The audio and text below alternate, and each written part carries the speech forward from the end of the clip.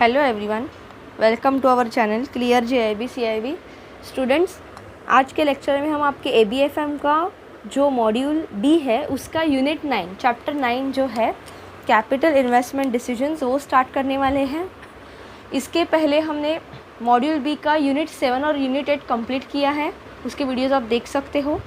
और module A जो है उसके पहले 3 यूनिट्स हमने कंप्लीट किए हैं, जल्दी ही हम उसके आगे के 3 यूनिट्स भी कंप्लीट करेंगे। स्टार्ट करने से पहले सब्सक्राइब कीजिएगा हमारे चैनल को, बेल आइकन को प्रेस करना ना भूलिएगा ताकि कोई भी इंपॉर्टेंट अपडेट आप मिस ना करो। हमारे टेलीग्राम ग्रुप की लिंक हमने डिस्क्रिप्शन बॉक्स में दी है, कुछ भी डाउट रहेगा तो कमेंट सेक्शन में पूछ सकते हो। आज के लेक्चर में हम जो यूनिट 9 है जिसका नाम है कैपिटल इन्वेस्टमेंट डिसीजंस, ये स्टार्ट करने वाले हैं स्टूडेंट्स। यहाँ पे बेसिकली आप क्या क्या चीज़ें पढ़ोगे ये समझिए। Introduction, objective of capital investment decisions, estimation of project cash flows and social cost benefit analysis.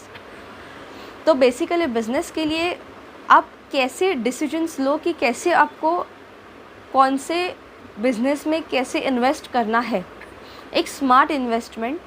और जब आप बिज़नेस स्टार्ट कर रहे हो तो आपके प्रोजेक्ट का कैश फ्लो कैसा रहेगा, चाहे वो कैश फ्लो इनवर्ड हो चाहे आउटवर्ड हो, वो सभी चीज़ें हम आगे देखेंगे डिटेल में। तो यही सभी चीज़ें हम ये यूनिट में पढ़ने वाले हैं।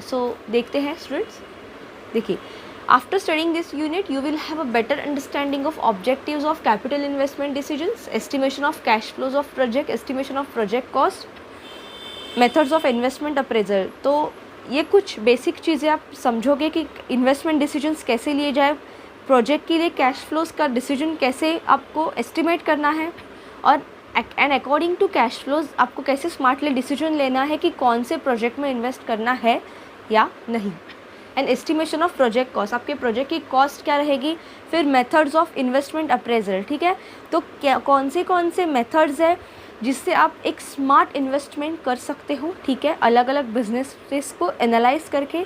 तो कौन से मेथड्स आप पढ़ोगे, पे back period, accounting rate of return, net present value method, internal rate of return, modified internal rate of return and profitability index. तो ये कुछ मेथड्स है। और सोशल कॉस्ट बेनिफिट एनालिसिस, ये सभी चीज़ें आप ये चैप्टर में पढ़ने वाले हो स्टूडेंट्स, और ये बहुत इंपॉर्टेंट है आपके एग्जाम पर्सपेक्टिव से, ठीक है। तो late us start. Introduction.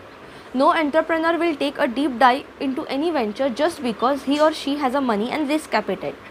No one is alone in any big or small project. Therefore, conviction of team is essential. How much initial capital is required as a starting point is this decision is considered as one, and the process and approach has purely professional and scientific, and this is the actual process of capital investment decisions. देखिए, कोई भी entrepreneur सिर्फ उसके पास पैसा है या उसको risk लेने की हैबिट है, एपेटाइट है, इसीलिए वो एंटरप्रेन्योर नहीं बनता, इसीलिए वो बिजनेसमैन नहीं बनता। और कोई भी प्रोजेक्ट में कोई एक पर्सन हमेशा इन्वॉल्व नहीं होता। जब एक बिज़नेस आप खड़ा करते हो तो उस वक्त उसमें कई सारे लोग अटैच रहते हैं, ठीक है, कई सारे लोगों के इन्वेस्टमेंट्स रहते हैं। तो एक टीम का ग्रुप से एक स्ट्रॉन्ग ओपिनियन, एक टीम कन्विक्शन होना ज़रूरी है कि कौन से प्रोजेक्ट में आपको पैसे इन्वेस्ट करने हैं, ठीक है। और अगर आप कोई प्रोजेक्ट में पैसे इन्वेस्ट कर रहे हो, कोई बिज़नेस में पैसे इन्वेस्ट कर रहे हो, तो आपको कैसे स्मार्ट डिसीजन लेना है। जैसे कि अगर आप कोई बिज़नेस स्टार्ट कर रहे हो तो वो बिज़नेस स्टार्ट करने के लिए आपको कितना पैसा लगेगा।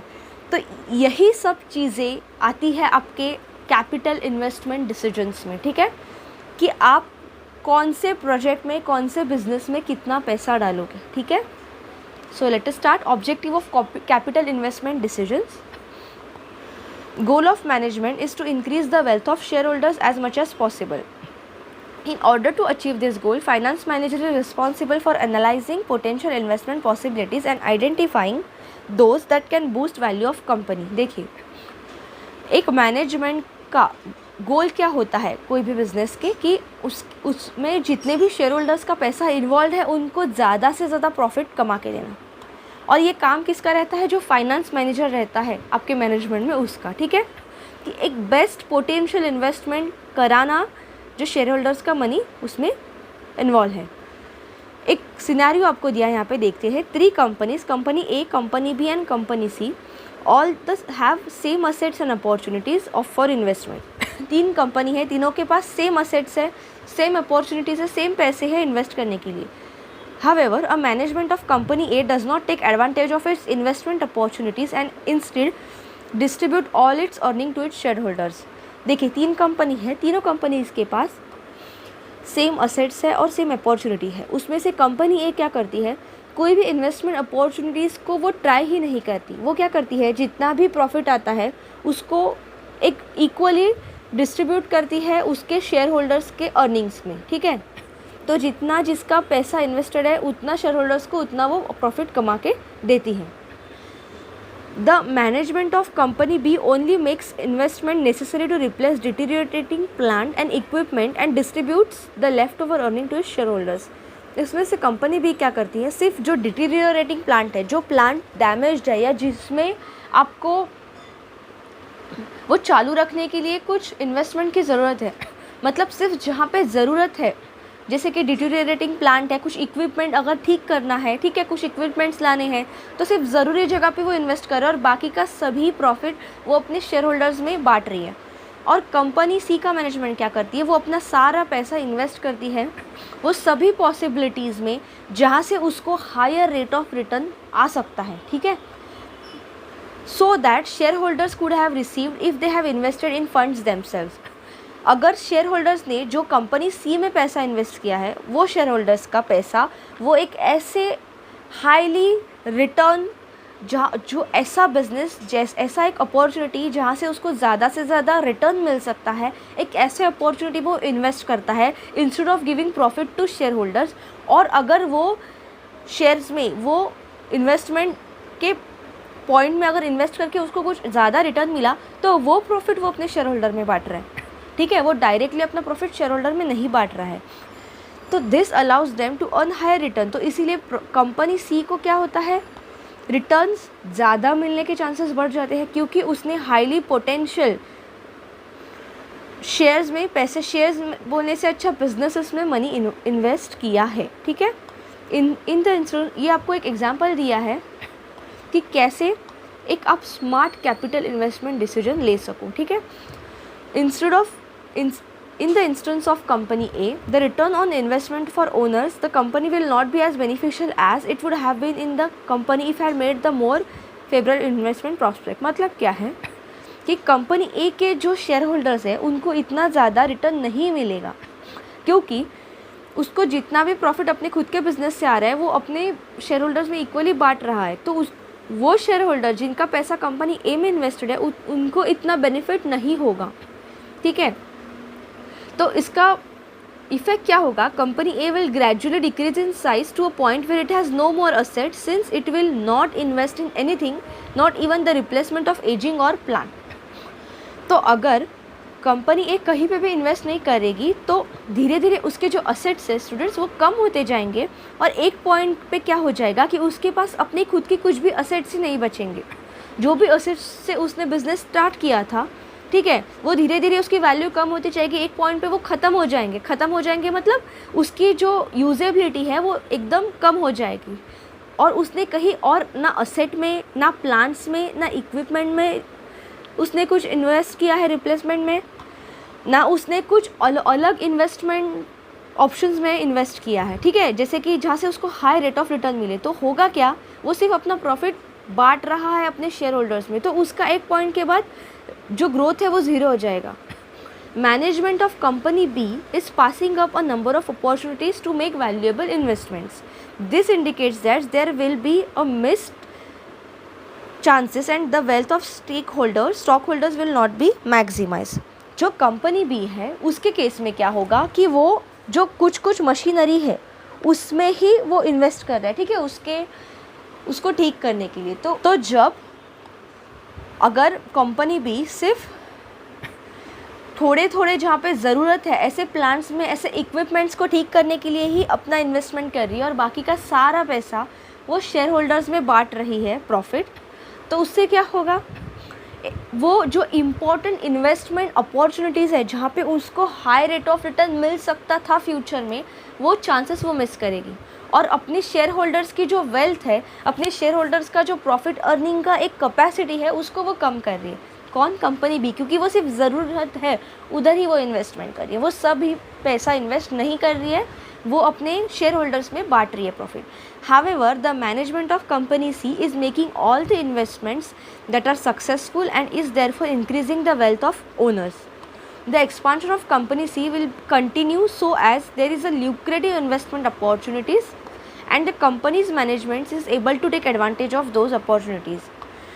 लेकिन जो कंपनी सी की मैनेजमेंट है वो क्या कर रही है? अपना सारा प्रॉफिट, अपना सारा पैसा इन्वेस्ट कर रही है जहाँ से उसको हाई रेट ऑफ रिटर्न मिलने के चांसेस है.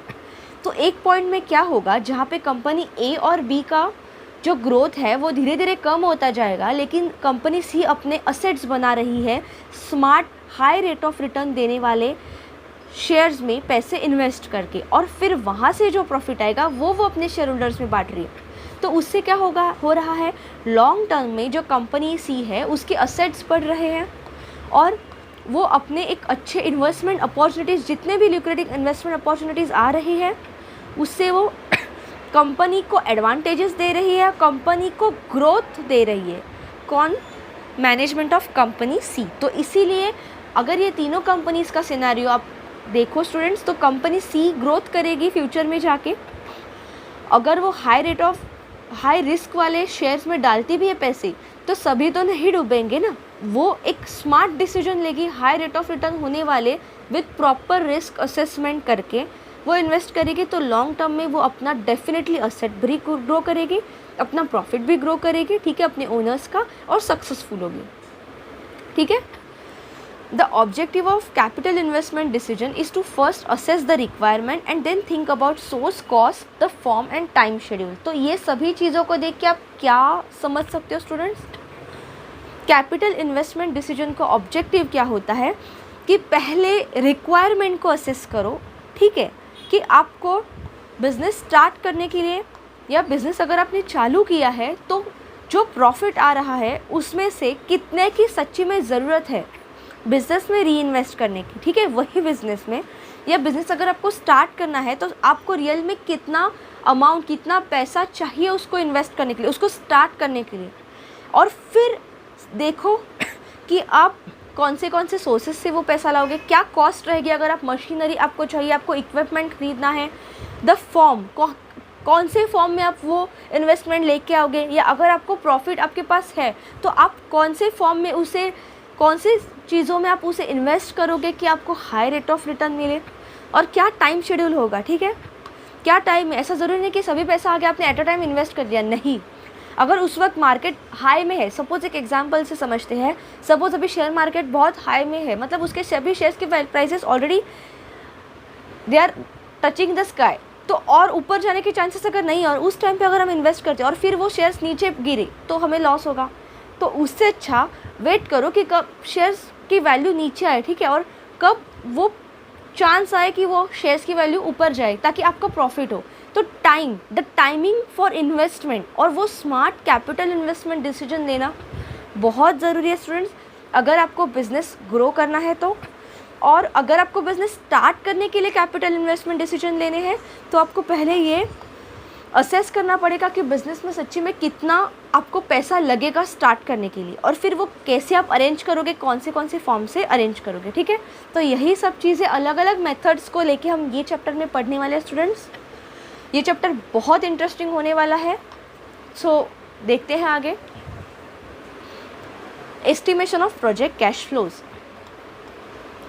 Cash requirement for any project can be safely analyzed in terms of long term, short term, owned, borrowed, fixed cost, working capital, inflow and outflows. ठीक है, तो कोई भी प्रोजेक्ट की cash requirements को आप कौन से चीज़ों में एनालाइज कर सकते हो, एक क्लासीफाई कर सकते हो. लॉन्ग टर्म, अगर आप बोरोइंग करते हो लॉन्ग टर्म है, शॉर्ट टर्म है, ठीक है, ओन्ड है, खुद का पैसा आप डाल रहे हो, बोरोड कि आप पैसा बोरो करके ले रहे हो, फिक्स कॉस्ट है, अगर आप कुछ मशीनरी खरीद रहे हो या आप बिज़नेस चालू रख रहे हो तो हर महीने हर साल कुछ फिक्स कॉस्ट है. क्या वर्किंग कैपिटल कितना, मतलब बिज़नेस रनिंग रखने के लिए आपको कितना पैसा उसमें इन्वेस्ट करने की ज़रूरत है. इनफ्लो आउटफ्लो, जब आप बिज़नेस चालू है आपका तो कितना पैसा आ रहा है बिज़नेस में, मतलब कितना प्रॉफिट हो रहा है, कितना आउटफ्लो, कितना इन्वेस्टमेंट. आउटफ्लो मतलब कितना पैसा आपको डालना पड़ रहा है, मतलब आपका पैसा आपके जेब से बाहर जा रहा है तभी तो आपका बिज़नेस चालू हो रहा है ना. ठीक है, या अगर आपको कई सारे ऑप्शंस हैं इन्वेस्टमेंट करने के लिए, तो आप कौन सा चूज़ कर रहे हो, ठीक है। ये सभी चीज़ें आती है प्रोजेक्ट कैश फ्लोज के अंदर। ये इतना वास्ट है, लेकिन हम छोटे छोटे चीज़ों में समझ के इसको समझेंगे students. All this can be appropriately included in the project cash flow statement. तो प्रोजेक्ट कैश फ्लो के स्टेटमेंट के अंदर ये सभी चीज़ें आती है स्टूडेंट्स, ओके। तो प्रोसेस रिक्वायर्स द फॉलोइंग। तो प्रोजेक्ट कैश फ्लो स्टेटमेंट के अंदर क्या क्या प्रोसेस आती है वो समझते हैं। पहला, identify elements of cash flow. दूसरा है how to estimate and basis of each such element. And तीसरा है collect all the components of the cash flow. समझते हैं एक एक प्रोसेस को। अब business typically will have 3 elements of cash flows. पहला है इनिशियल, दूसरा है ऑपरेटिंग और तीसरा है टर्मिनल, ठीक है। तो कोई भी बिजनेस में 3 तरीके के कैश फ्लो हो सकते हैं। एक तो फर्स्ट है इनिशियल, दूसरा है ऑपरेटिंग और तीसरा है terminal, okay. Initial investment will be the capital expenditure and the contribution for net working capital to start the project, okay. तो इनिशियल इन्वेस्टमेंट में क्या आता है, जो इनिशियल कैश फ्लो रहेगा वो आपको कितना पैसा एक प्रोजेक्ट स्टार्ट करने के लिए ज़रूरी होता है, उसमें क्या आता है कैपिटल एक्सपेंडिचर, आप कितना एक्सपेंडिचर करोगे, कितना कैपिटल प्रोजेक्ट में लगा रहे हो। And the contribution for net working capital, और वो कैपिटल की जो रिक्वायरमेंट है उसमें से आप खुद का कंट्रीब्यूशन कितना दे रहे हो, नेट वर्किंग कैपिटल के लिए कितना बोरो करे हो, ये सब आता है इनिशियल कैश फ्लो में। नेक्स्ट है ऑपरेटिंग। ऑपरेटिंग कैश फ्लो में क्या आता है, operating one will comprise of outflow and the resulting inflow of operations of the business.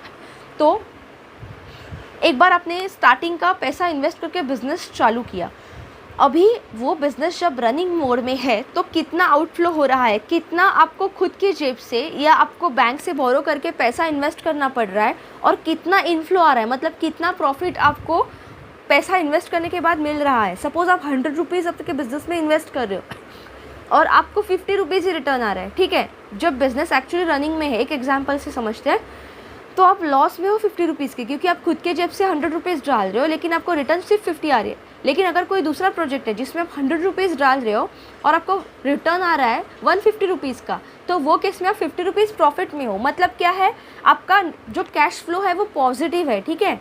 तो वो बिजनेस आपका प्रॉफिट में चल रहा है। फिर तीसरा कैश फ्लो का टाइप है terminal. The terminal is the one that remains, that is the net inflow after paying off all the realization of the assets on liquidation of a business when economic life comes to an end। देखिए इसका मतलब समझिए, ये term क्या है, एक example से समझते हैं। जैसे कि अगर आप बैंक में ऑफिसर पोजीशन पे हो तो आप फर्नीचर फिक्चर क्लेम करते हो। तो क्या है, अगर आप कुछ भी चीज़ें ऐसा खरीदते हो उसके अंदर, सपोज़ आपने एक फ़ोन खरीद लिया, एक एग्जाम्पल से समझते हैं, या कुछ फर्नीचर खरीद लिया, तो उसकी जो इकोनॉमिक लाइफ सपोज 5 इयर्स है और आपने वो ख़रीद लिया 1 लाख रुपीज़ में फॉर एग्ज़ाम्पल, ठीक है। तो 5 इयर्स उसकी इकोनॉमिक लाइफ है, उसकी लाइफ है, तो हर साल डेप्रिशिएशन होगा। और 1 लाख रुपए की चीज़ है, 5 साल उसका वैल्यू है इकोनॉमिक लाइफ, तो उसका हर साल कितना पैसा डेप्रिशिएट होगा, उसका हर साल अगर आप 1 लाख को, जो कि एक्चुअल आपकी प्राइस थी, उसको अगर आप उसकी एक्चुअल इकोनॉमिक लाइफ से डिवाइड करते हो 5 इयर्स से, तो जो आता है जो कि 20,000 क्या है, उसका हर साल डेप्रिसिएशन होगा। तो पहले साल में उसका 20,000 डिप्रिशिएशन होगा, तो पहले साल के बाद उसका वैल्यू कितना रहेगा 80,000, क्योंकि सिर्फ 5 साल की उसकी इकोनॉमिक लाइफ है। तो 5th ईयर में जब आप वही फर्नीचर सेल करने जाओगे, एज पर बैंक्स रिकॉर्ड उसकी वैल्यू जीरो हो चुकी होगी, ठीक है। और आप फिर से एलिजिबल हो जाओगे after 5 years to claim new furniture. क्यों? क्योंकि एज पर बैंक क्लेम्स वो फर्नीचर की प्राइस थी 5 इयर्स। आपको समझ रहा है मैं क्या बोल रही हूँ? Economic life of any asset, मतलब जब आप वो असेट खरीद रहे हो तब उसकी जो लाइफ, और अगर आप उसका क्लेम कर रहे हो आपके कंपनी से, तो उसका, या अगर उसका नॉर्मली भी एक बिजनेस के फॉर्म में उसका एक इकोनॉमिक लाइफ ने बता दिया, तो total cost of that asset divided by उसकी इकोनॉमिक शेल्फ लाइफ या इकोनॉमिक लाइफ, तो उससे आपको मिलेगा हर साल वो कितना प्राइस वो असेट का, वो फर्नीचर का डेप्रिशिएट होगा। तो ये सब डेप्रिसिएशन करने के बाद उसकी एक्चुअल जो प्राइस बचती है, जो अपने बिजनेस में हाथ में रहती है, उसी को कहते हैं टर्मिनल कैश फ्लो। ठीक है, वही यहाँ पे आपको समझाया है, लेकिन आपको इतना डिटेल में नहीं दिया स्टूडेंट्स। आई होप आपको ये एग्जाम्पल से अच्छे से समझा होगा कि टर्मिनल मतलब क्या, एंड में कितना कैश फ्लो होता है।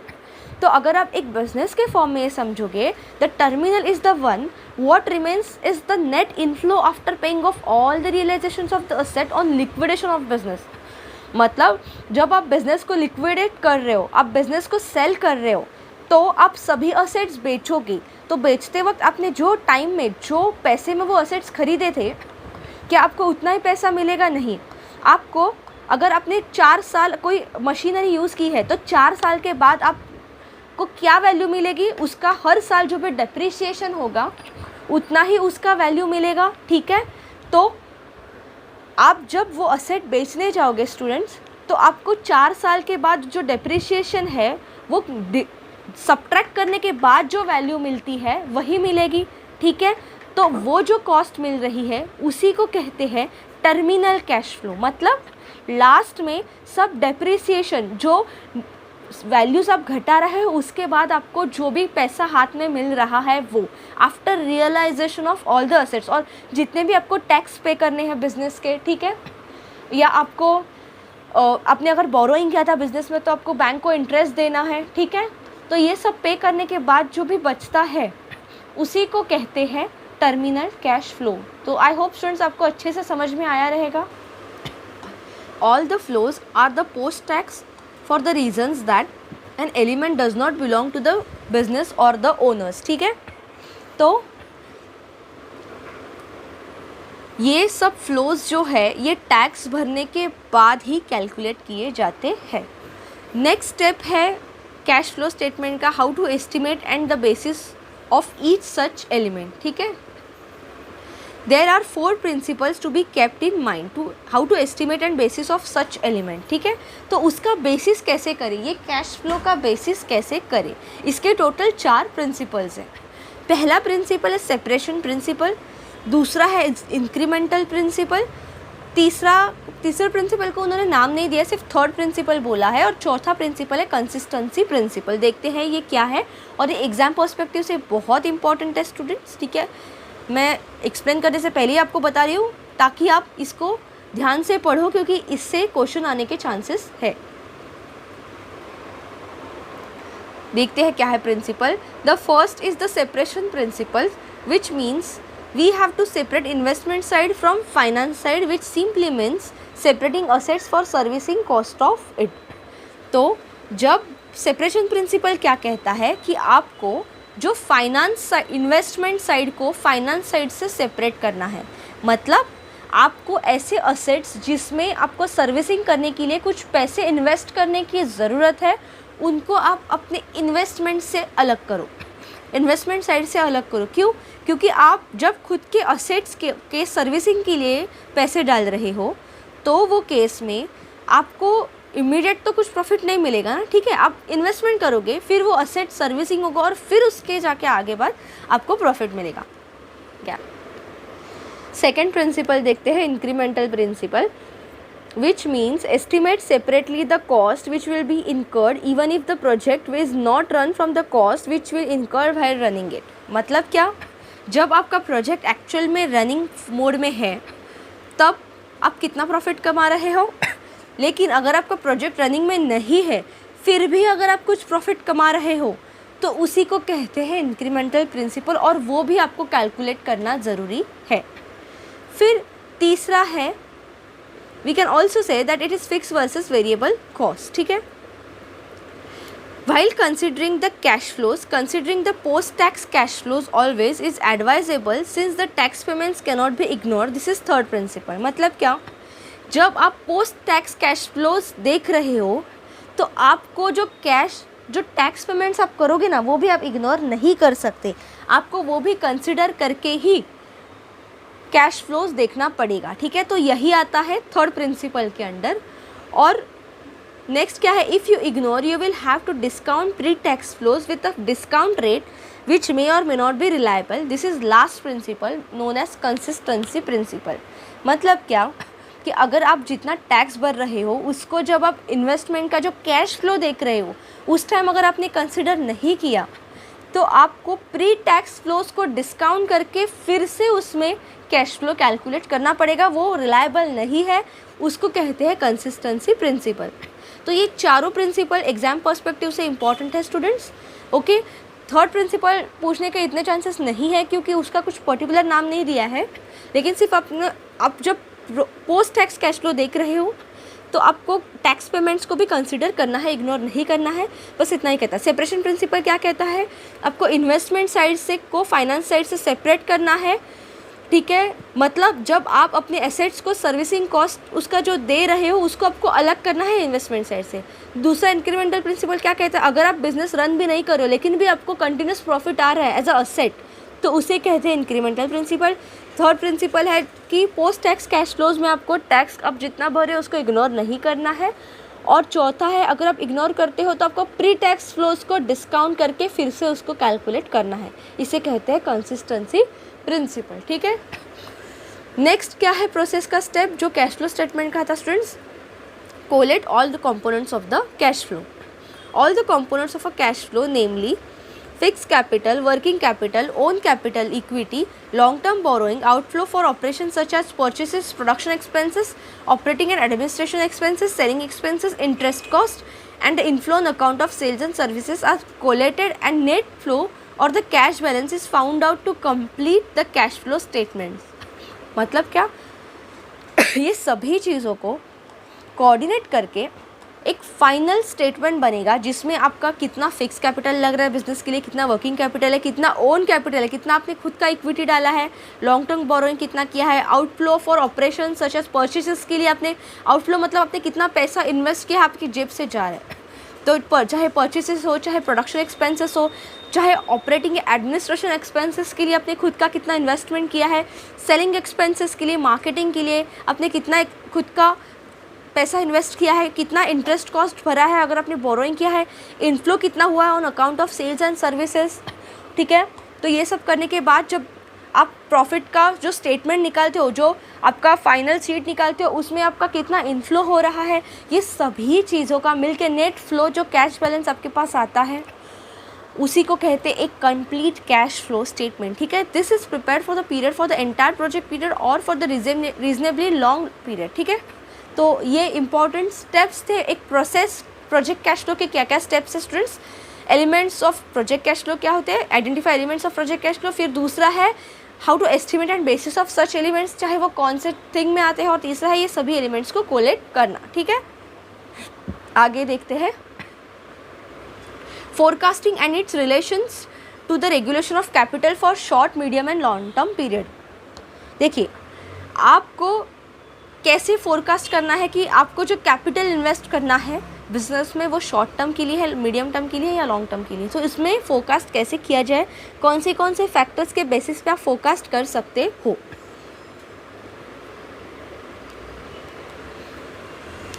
Forecast will be guided by the following factors, requirement of fixed assets like land, factory building, office premise, plant and equipment, electrical installations, tools, spares, furniture fixtures, office equipments, computers and embedded or basic software. This will be under the head long term requires long term funding। देखिए long term funding में क्या क्या आता है कि अगर आपको कुछ फिक्स असेट्स खरीदने, जैसे कि आप ज़मीन खरीदने, लैंड खरीदने, फैक्ट्री की बिल्डिंग बनानी है, ऑफिस प्रीमाइज बनाना है, प्लांट या इक्विपमेंट चाहिए बिजनेस स्टार्ट करने के लिए, मैन्युफैक्चरिंग के लिए, कुछ इलेक्ट्रिकल इंस्टॉलेशंस करने हैं, टूल्स चाहिए, फर्नीचर फिक्चर चाहिए, ठीक है, ऑफिस इक्विपमेंट, कंप्यूटर्स, ये सभी चीज़ें आती है एक लॉन्ग टर्म फिक्स असेट के अंदर, ठीक है। लॉन्ग टर्म फंडिंग लगेगी इन सभी के लिए। फिर नेक्स्ट है working capital. Working capital will include raw material, work in progress, stores, finish goods in stocks, receivables, advances, cash balance to meet manufacturing, operating, marketing and administrative expenses.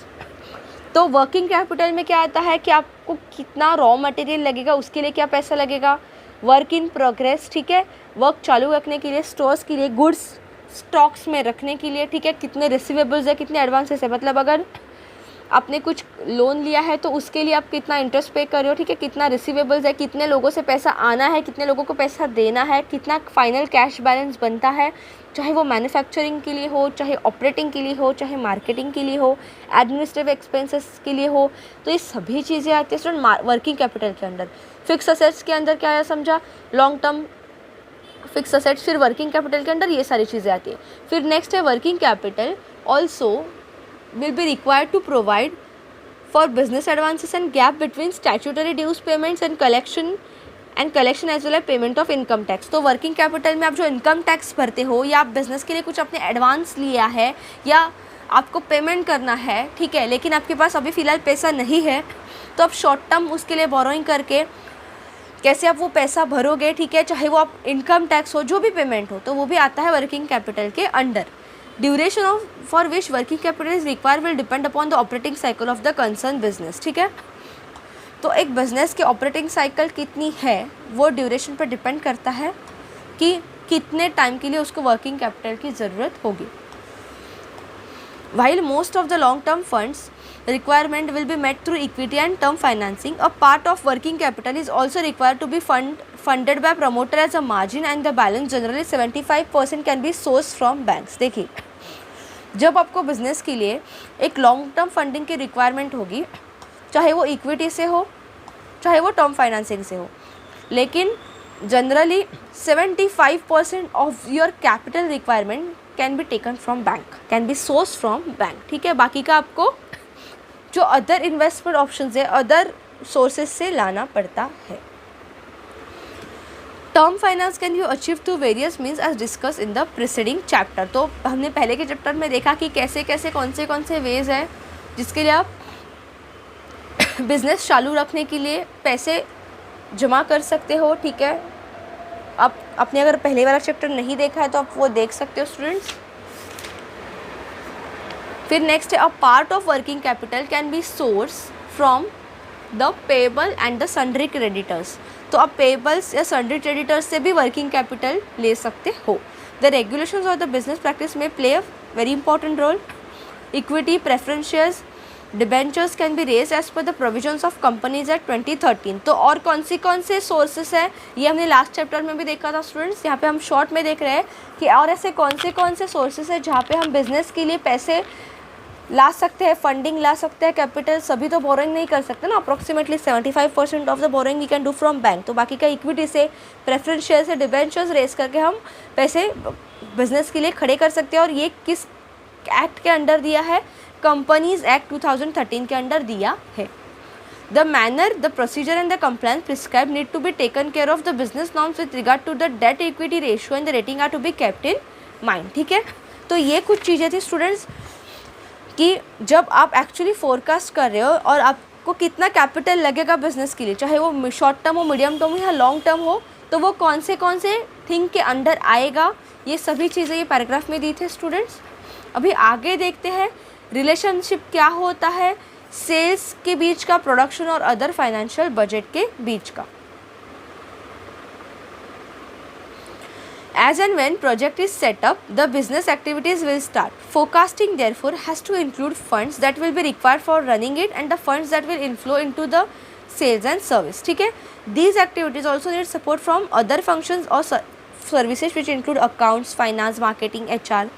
तो basically सिर्फ आपको investment देखना ज़रूरी नहीं है, आपको सभी डिपार्टमेंट्स का सपोर्ट चाहिए कि कितना इन्वेस्टमेंट लगेगा, ठीक है। चाहे वो एडमिनिस्ट्रेशन हो, HR हो, मेंटेनेंस हो, पब्लिक रिलेशंस हो, ठीक है, IT डिपार्टमेंट हो, रिसर्च एंड डेवलपमेंट डिपार्टमेंट हो, लॉजिस्टिक्स हो, प्रोक्योरमेंट हो, सप्लाई चेन हो, ठीक है।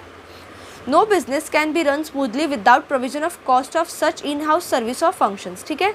तो जब तक सभी डिपार्टमेंट्स के फंक्शंस और सर्विसेज ठीक से नहीं चल रही है, सभी डिपार्टमेंट्स एक साथ मिल के कोऑर्डिनेशन में जब तक काम नहीं कर रहे हैं, तब तक आप एग्जैक्ट नहीं देख पाओगे कि आपको आपका बजट क्या लगेगा बिजनेस चालू रखने के लिए। Expenses relating to all these departments are required to be estimated so that cash forecast for working capital is appropriately made, ठीक है।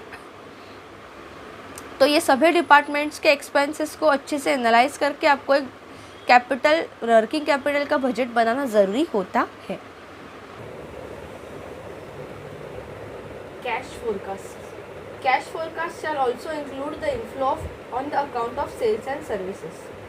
तो जब आप पैसे इन्वेस्ट करते हो तो कितना आपको इनफ्लो आ रहा है, कितना प्रॉफिट हो रहा है, ये आता है आपके कैश फोरकास्ट के अंदर। Forecasting sales will be an elaborate exercise and will take into account various factors such as estimated demand, production capacity plan, procurement और availability of raw materials, fixing price of product, keeping in the mind the competition and the need to penetrate the market in the face of current market conditions and the market leaders, availability or the required engagement of working capital funds, discounts, incentives to marketing team, cost of sales campaigns, exhibitions, tourist and advertisements। तो basically आपको जब business आप start कर रहे हो तो ये सभी चीज़ों में कितना पैसा इन्वेस्ट करना पड़ेगा, ये सभी चीज़ों का एक एस्टिमेट लगाना, इसी को कहते हैं कैश फोरकास्ट। ठीक है, चाहे मार्केटिंग के लिए कितना पैसा लगेगा, सेल्स के लिए, कैंपेन्स के लिए कितना लगेगा, एग्जीबिशंस के लिए कितना लगेगा, एडवर्टाइजमेंट के लिए कितना लगेगा, प्रोडक्ट परचेस करने के लिए चाहे रॉ मटेरियल हो, कंपटीशन मार्केट में टिके रहने के लिए कितना पैसा लगेगा, ये सभी चीज़ें आती हैं कैश फोरकास्ट के अंदर।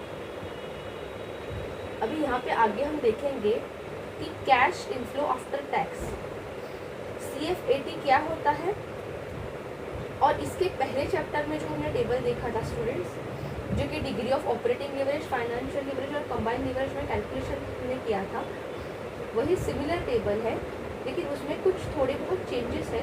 वो चेंजेस करके इस चैप्टर में हम कैसे कैलकुलेशन करेंगे वो हम यहाँ पे देखेंगे। देखिए, हमने लास्ट लेक्चर में है तो क्या देखा था, एक बार देख लेते हैं। जो यूनिट 8 का जो टॉपिक था उसमें हमने देखा था बेसिक कॉन्सेप्ट में कि जब आप लेवरेज कैलकुलेट करते हो, ठीक है, डिग्री ऑफ लेवरेज चाहे फाइनेंशियल हो, चाहे ऑपरेटिंग हो, चाहे कंबाइन हो, तो सबसे पहले आप क्या देखते हो, सेल्स लिखोगे, फिर सेल्स से आप वेरिएबल कॉस्ट घटाते हो। वेरिएबल कॉस्ट मतलब जैसे कि अगर इलेक्ट्रिसिटी बिल है, मतलब हर महीना अलग अलग उसका कॉस्ट है, लेकिन आपको वो पे करना पड़ता है बिजनेस के लिए। तो सेल्स से वेरिएबल कॉस्ट घटाओगे तो क्या मिलता है, कॉन्ट्रीब्यूशन। कॉन्ट्रीब्यूशन से जब आप फिक्स कॉस्ट घटाते हो, मतलब फिक्स्ड कुछ आपको पेमेंट करना पड़ता है बिजनेस के लिए, जैसे कि आप रेंट पे कर रहे हो, ठीक है, या आप जो भी परमानेंट एम्प्लॉय है उनका सैलरी पे कर रहे हो, तो ये फिक्स कॉस्ट जब आप कंट्रीब्यूशन से घटाते हो तो आपको मिलता है EBIT, earning before interest and tax. फिर EBIT से आप इंटरेस्ट घटाते तो EBT मिलता है, अर्निंग बिफोर टैक्स, और टैक्स घटाते तो EAT मिलता है, अर्निंग आफ्टर टैक्स। ठीक है, तो ये सब चीज़ें हमने देखी थी लास्ट के लेक्चर में, लास्ट के चैप्टर में। ये चैप्टर में हम यही टेबल देखेंगे, सिर्फ इसमें एक और चीज़ ऐड होगी स्टूडेंट्स, वो है डेप्रिसिएशन। ठीक है, तो देखते हैं क्या है। ये चैप्टर में जब आप कैश इनफ्लो का टेबल बनाओगे, cash inflow after tax CFAT का जब आप टेबल बनाओगे तो हमेशा आपको पहले सेल्स की वैल्यू लिखनी पड़ेगी। सेल्स से आप वेरिएबल कॉस्ट लेस करोगे, घटाओगे तो आपको मिलेगा कॉन्ट्रीब्यूशन। कॉन्ट्रीब्यूशन से जब आप फिक्स कॉस्ट घटाओगे तो आपको मिलेगा, क्या मिलेगा, फिक्स कॉस्ट घटाओगे तो EBIT मिल रहा था ना, वहाँ पे क्या मिल रहा था, EBIT। लेकिन यहाँ पे आपको आय जो है, इंटरेस्ट जो है वो पे नहीं करना पड़ता, मतलब यहाँ पे इंटरेस्ट हम कंसिडर नहीं करेंगे, लेकिन जो फिक्स कॉस्ट है उसी के दो पार्ट्स रहेंगे, एक फिक्स्ड कैश कॉस्ट रहेगी और एक डेप्रिसिएशन रहेगा। ठीक है, तो फिक्स कॉस्ट के दो चीज़ें रहेगी, फिक्स कैश कॉस्ट और डेप्रिसिएशन, वो सब्ट्रैक्ट करने के बाद आपको सीधा मिलेगा EBT, अर्निंग बिफोर टैक्स। ठीक है, और जब आप EBT से टैक्स घटाते हो, अर्निंग बिफोर टैक्स से आप टैक्स घटाते हो, तो आपको क्या मिलता है, अर्निंग आफ्टर टैक्स, EAT। ठीक है, फिर आप डेप्रिसिएशन फिर से ऐड करोगे तो जो वैल्यू मिलेगी उसी को कहते हैं कैश इनफ्लो आफ्टर टैक्स। इसे समझते हैं डिटेल में स्टूडेंट्स, ये टेबल आपको एग्जैक्टली क्या इंडिकेट करता है। देखिए, सबसे पहले सेल्स था, सेल्स से आपने वेरिएबल कॉस्ट घटाई तो मिला कॉन्ट्रीब्यूशन। ठीक है, फिर कंट्रीब्यूशन से आप घटाओगे फिक्स कॉस्ट, लेकिन यहाँ पे फिक्स कॉस्ट के दो टाइप है, एक है फिक्स कॉस्ट जो भी नॉर्मल है और दूसरा है डेप्रिसिएशन। ठीक है, ये डेप्रिसिएशन और फिक्स कॉस्ट जब आप सब्ट्रैक्ट करोगे इससे कंट्रीब्यूशन से, तो यहाँ पे आपको EBIT नहीं मिलेगा, सीधा EBT मिलेगा। क्यों? क्योंकि जब आप कैश इनफ्लो का टेबल बना रहे हो स्टूडेंट्स, वहाँ पे आपको इंटरेस्ट नहीं रहेगा, वहाँ पे आपको डेप्रिसिएशन रहेगा और वहाँ पे टैक्स दिया रहेगा। तो इसीलिए जब आप कंट्रीब्यूशन से फिक्स कॉस्ट और डेप्रिसिएशन घटाते हो तो सीधा आपको मिलेगा ईबीटी। ईबीटी मतलब क्या है? अर्निंग बिफोर टैक्स, ठीक है, मतलब टैक्स भरने से पहले आपका अर्निंग कितना है। आप इसी को ईबीडीटी भी कह सकते हैं। मतलब क्या, जो यहाँ पे आप फिक्स कॉस्ट से घटाओगे ना, तो मतलब यहाँ पे जो ईबीआईटी जो मिल रहा था, यहाँ पे हम ईबीडीटी कंसिडर करें। मतलब क्या, डेप्रिसिएशन और टैक्स। पहले क्या कंसिडर करते थे? ईबीआईटी, मतलब इंटरेस्ट और टैक्स दो फैक्टर्स थे। अभी डेप्रिसिएशन और टैक्स, ये दो फैक्टर्स हम कंसिडर करेंगे, ठीक है, ये केस में। फिर ईबीटी से जब आप टैक्स घटाओगे स्टूडेंट्स, तो आपको क्या मिलेगा? ईएटी, अर्निंग आफ्टर टैक्स, ठीक है। और फिर आप डेप्रिसिएशन को फिर से ऐड करोगे, ठीक है, डेप्रिसिएशन को फिर से ऐड करोगे, तो वो केस में आपको जो मिल रहा है उसी को कहते हैं CFAT। मतलब क्या? कैश फ्लो आफ्टर टैक्स, मतलब टैक्स भरने के बाद कितना कैश फ्लो है।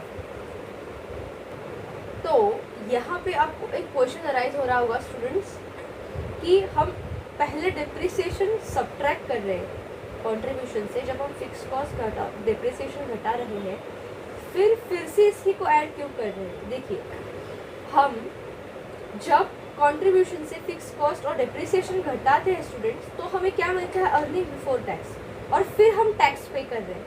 मतलब क्या, अगर आपने कुछ भी एसेट खरीदा तो कुछ साल के बाद अगर आप उस पर टैक्स भर रहे हो, तो उसका जो डेप्रिशिएटेड वैल्यू है उस पर आप टैक्स क्यों भरोगे?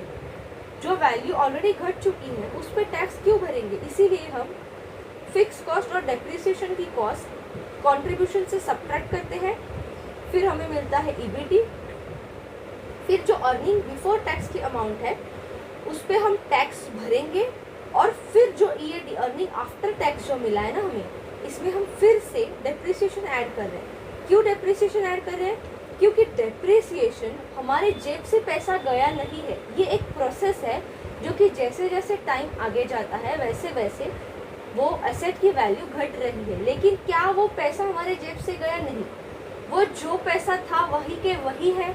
तो इसीलिए हमने पहले डेप्रिसिएशन घटाया और फिर डेप्रिसिएशन सेम वैल्यू ऐड की, ठीक है। मतलब क्या, हम जो डेप्रिसिएशन वैल्यू है उस पर टैक्स नहीं भरेंगे, इसीलिए हमने टैक्स भरने से पहले डेप्रिसिएशन सब्ट्रैक्ट किया और फिर से उसको ऐड किया, क्योंकि डेप्रिसिएशन सिर्फ एक टाइम बाउंड के हिसाब से वैल्यू घट रही है, एक्चुअली डेप्रिसिएशन वैल्यू हमारे जेब से पैसा नहीं जा रहा, ठीक है। तो इसीलिए हमने पहले सब्ट्रैक्ट किया, फिर डेप्रिसिएशन ऐड किया। तो यहाँ पे जो टेबल हमें मिली, लास्ट वैल्यू हमें मिली स्टूडेंट, उसी को कहते हैं कैश इनफ्लो आफ्टर टैक्स, ठीक है, CFAT, ओके। यही टेबल आपको दिया है, तो यही टेबल को यूज़ करेंगे हम आगे आने वाले जो अलग अलग मेथड्स है उसके सम्स में, ठीक है। देखते हैं, आपको यहाँ पे एक एग्जाम्पल भी दिया है इसी पे based. XYZ Limited is evaluating a purchase of new machinery with depreciable base of 1 lakh. Expected economic life is 4 years and change in earning before tax and depreciation is 45,000 in 2021, 30,000 2022, 25,000 2023 and 35,000 2024. Assume straight line depreciation and 20% tax rate. So you have to require the compute relevant cash inflow. देखिए, सबसे पहले ये example में आपको ये समझना है कि आपको पहले तो क्वेश्चन पढ़ना है कि दिया क्या है। एक मशीनरी है, उसका डेप्रिशिएबल बेस क्या है? 1 लाख, ठीक है, और 4 साल उसकी इकोनॉमिक लाइफ है। मतलब 1 लाख उसका डेप्रिशिएबल टोटल डेप्रिसिएशन वैल्यू है और 4 साल में ये घटेगा, और स्ट्रेट लाइन मेथड से ये डेप्रिसिएशन होगा, ये दिया है। तो मतलब हर साल स्ट्रेट लाइन डेप्रिसिएशन में क्या होता है?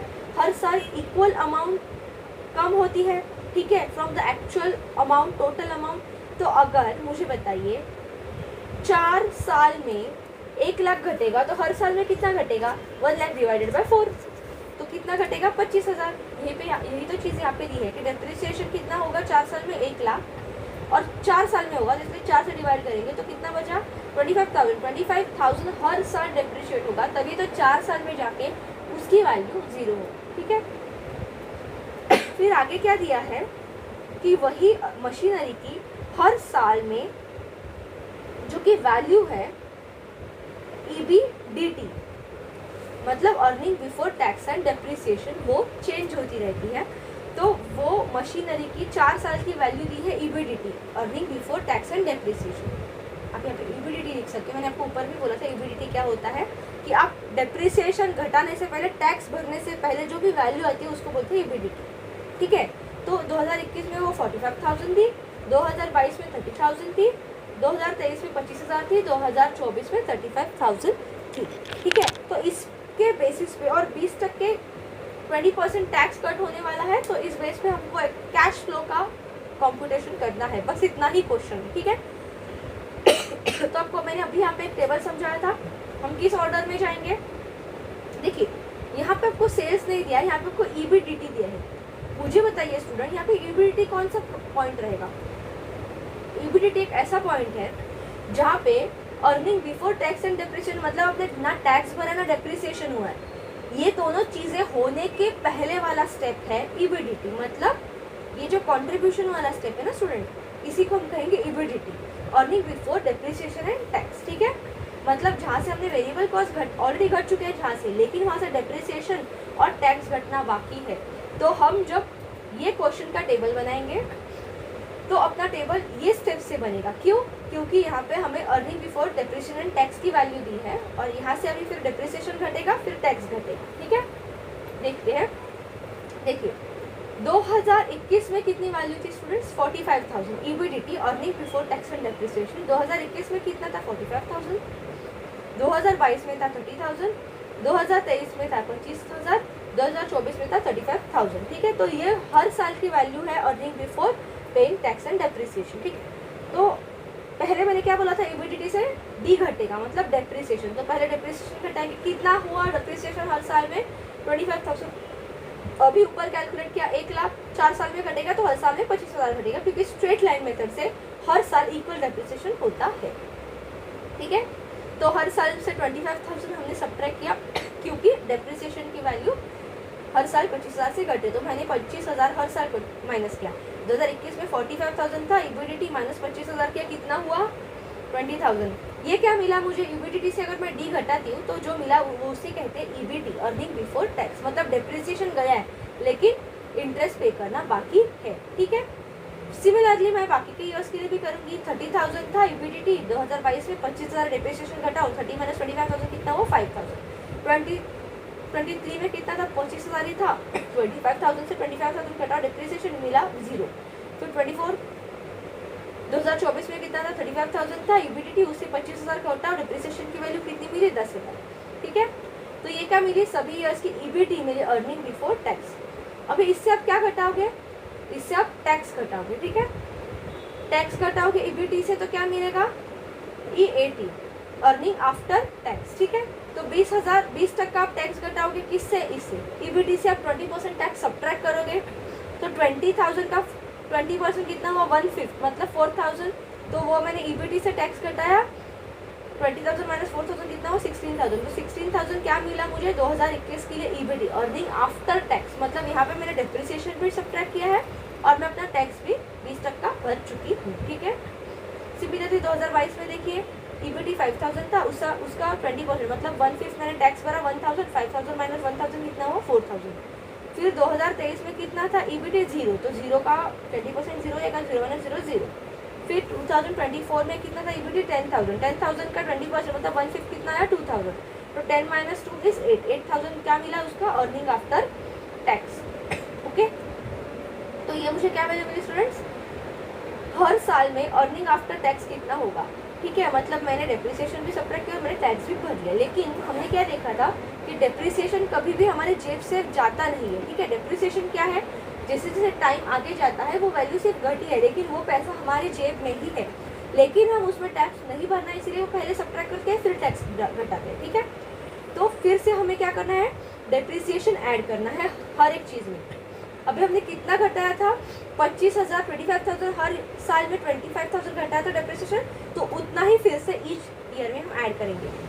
तो जो अर्निंग आफ्टर टैक्स की वैल्यू थी उसमें मैंने 25,000 ऐड किया, 16 पर 25,000 और 41,000 फॉर 2022 के लिए कितना हुआ, और अर्निंग आफ्टर टैक्स कितना था, 4,000, उसमें 25,000 ऐड करो, 29,000 हुआ 2022 में। 2023 में कितना हुआ, अर्निंग आफ्टर टैक्स 0%, उसमें डेप्रिसिएशन ऐड किया 25,000, तो कितना मिला, 25,000।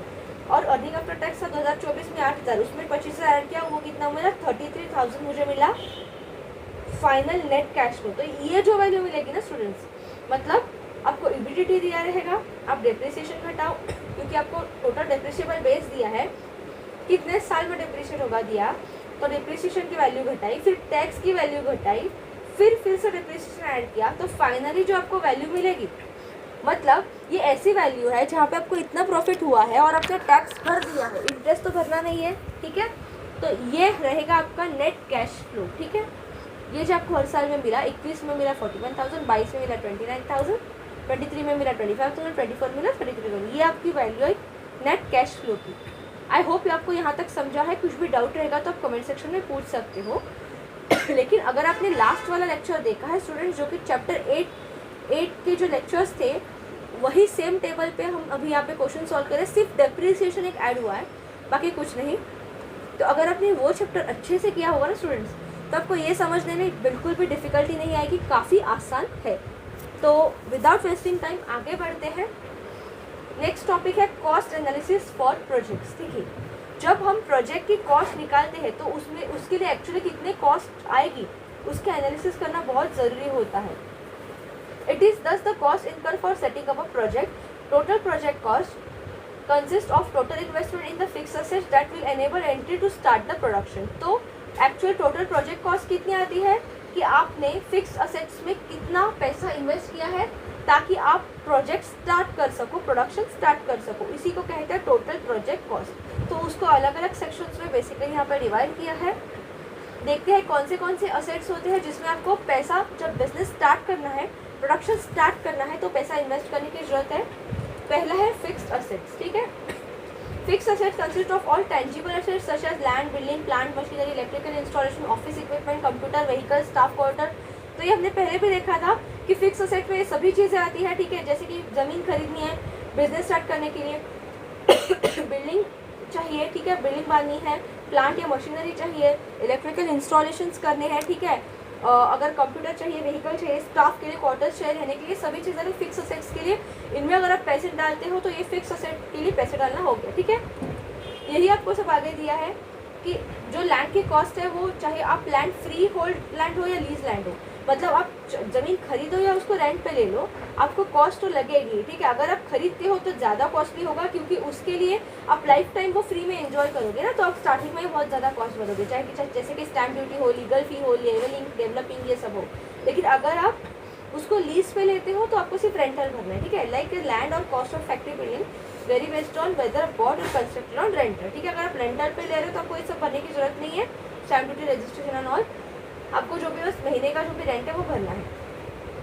Plant and machinery will cost you as much as purchase price, duty, freight, inward, clearing, customs, installation expense. अगर आप प्लांट या मशीनरी खरीद रहे हो तो आपको वो खरीदने के लिए कितना प्राइस लगेगा, क्या क्या ड्यूटीज़ लगेगी उस पर, ठीक है, वो उसका ट्रांसपोर्टेशन का कॉस्ट, ठीक है, कस्टम्स वगैरह सब वो देखना है। फिर पावर लाइन कॉस्ट क्या रहता है कि इंटरनल केबलिंग करना है, जैसे कि अगर आपको इलेक्ट्रीफाइंग प्लांट करना है, ट्रांसफार्मर भी डालने, सब स्टेशन भी डालने हैं, आपको बिजनेस चालू रखने के लिए जो भी इलेक्ट्रिसिटी की जरूरत है तो वो सब सर्किट, वो इक्विपमेंट्स, वो इंस्टॉलेशन करना, ठीक है, वो सब पावर लाइन कॉस्ट के अंदर आता है। फिर depending on nature of plant activity company में very invest in environment clearance, ये सभी चीज़ें कि इन्वेस्ट करने के लिए एनवायरमेंट क्लियरेंस चाहिए, मेंटेनेंस ऑफ प्रोटेक्शन चाहिए, ठीक है।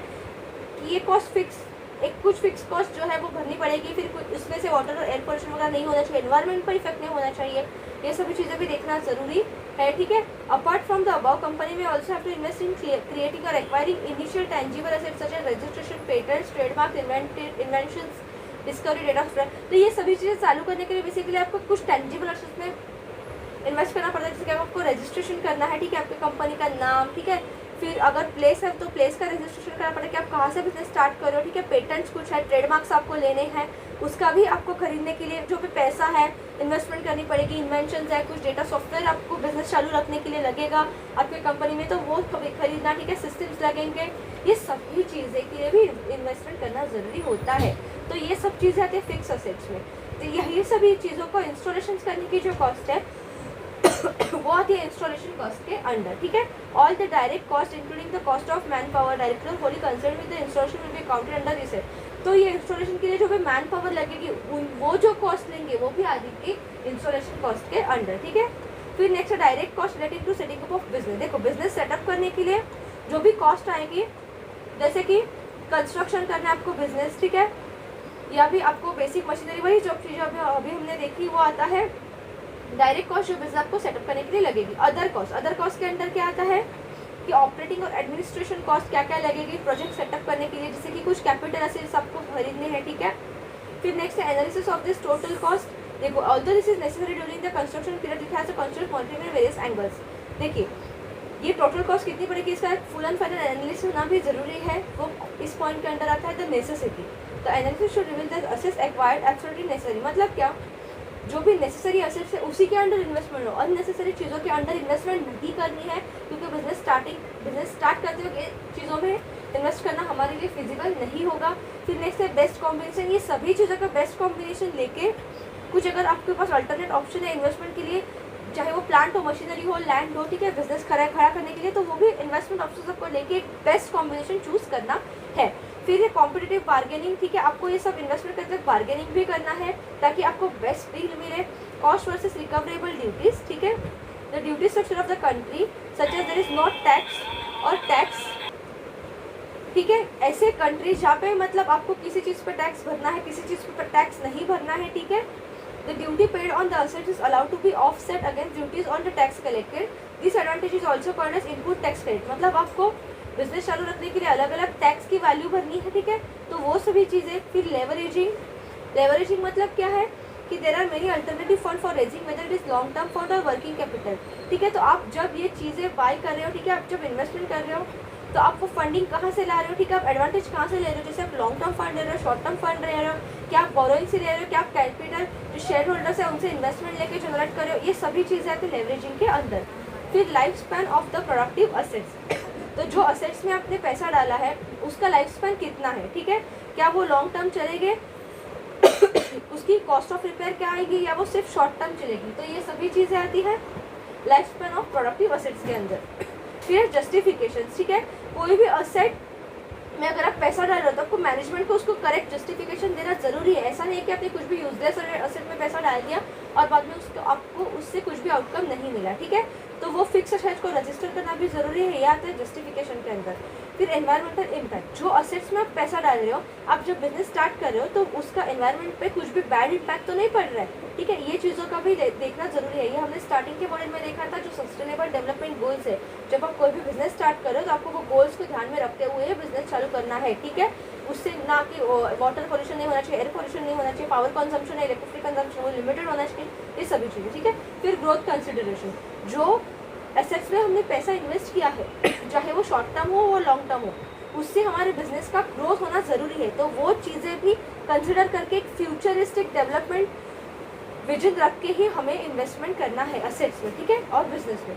नेक्स्ट है सस्टेनेबिलिटी, जो असेट्स में आपने पैसा इन्वेस्ट किया है क्या वो सस्टेनेबल है, क्या वो लॉन्ग टर्म तक जाएंगे, ठीक है, जैसे कि आपने असेट्स में इन्वेस्ट किया है, मैन पावर में इन्वेस्ट किया, टेक्नोलॉजी R&D में इन्वेस्ट किया, तो वो सभी चीज़ें सस्टेनेबल होना लॉन्ग टर्म के लिए, बिजनेस के ग्रोथ के लिए टिके रहना, बेस्ट साबित होना बहुत ज़रूरी है। फिर लास्ट है इसमें रिटर्न्स दैट आर प्रोजेक्टेड, तो मतलब क्या है कि ये सभी चीज़ों में पैसा डालने के बाद क्या वो सब असेट्स जो भी चीज़ों में हमने इन्वेस्टमेंट किया है, कैपिटल इन्वेस्टमेंट इन बिजनेस, क्या हमें वो उतना यील्ड उतना रिटर्न दे रहे हैं, क्या अपना बिजनेस का ग्रोथ हो रहा है। नहीं तो ऐसा नहीं होना चाहिए कि सिर्फ पैसा डालो और कुछ भी प्रॉफिट नहीं आया, सब पैसा गया पानी में, ऐसा नहीं। अगर हम कुछ सपोज हम बिजनेस में 1000 रुपीज़ डाल रहे हैं तो हमें एटलीस्ट उससे 2-3,000 का प्रॉफिट होना चाहिए, तभी तो हम बोल सकते हैं कि जो हमने इन्वेस्टमेंट किया, जो हमने बिजनेस स्टार्ट करने के लिए इतना पैसा डाला, उसका कुछ तो हमें बेस्ट आउटकम मिला, कुछ तो हमें उसका बेस्ट रिजल्ट मिला। नहीं तो ये सभी चीज़ें, ये सब प्लानिंग करके पैसा डाल के सब गया पानी में, अगर आपको उसका प्रॉफिट नहीं मिला तो, अगर आपका बिजनेस ग्रो नहीं हुआ तो स्टूडेंट्स ये थे कॉस्ट एनालिसिस फॉर प्रोजेक्ट्स के कुछ पॉइंट्स, कि जब आप आपके प्रोजेक्ट्स में, आपके बिजनेस में कॉस्ट एनालिसिस करोगे, कितना पैसा किस चीज़ में डालना है, तो कौन से चीज़ों को आप फोकस करके पैसा डालोगे, कौन से असेट्स में, और कैसा उसका आउटकम रहेगा। इसके आगे बहुत सारे मेथड्स बाकी हैं जिसको स्मार्टली एनालाइज करके आप कैपिटल इन्वेस्टमेंट डिसीजन बिजनेस में ले सकते हो, तो वो हम आगे के लेक्चर में देखेंगे। आज का वीडियो हम यहीं पे एंड करते हैं students. Thank you for watching our video. कुछ भी डाउट रहेगा तो आप कमेंट सेक्शन में पूछ सकते हो, और सब्सक्राइब कीजिए हमारे चैनल को, बेल आइकन को प्रेस करना ना भूलिएगा, क्योंकि बहुत ही जल्द आपकी एग्ज़ाम नज़दीक आ रही है और एग्ज़ाम के लिए अगर आप अच्छे से फटाफट स्टडी करते हो तो आई वुड डेफिनेटली गारंटी कि अगर ये टॉपिक से कुछ भी क्वेश्चन आता है तो आप वहाँ पे अटेम्प्ट कर सकते हो। So thank you students for watching our video.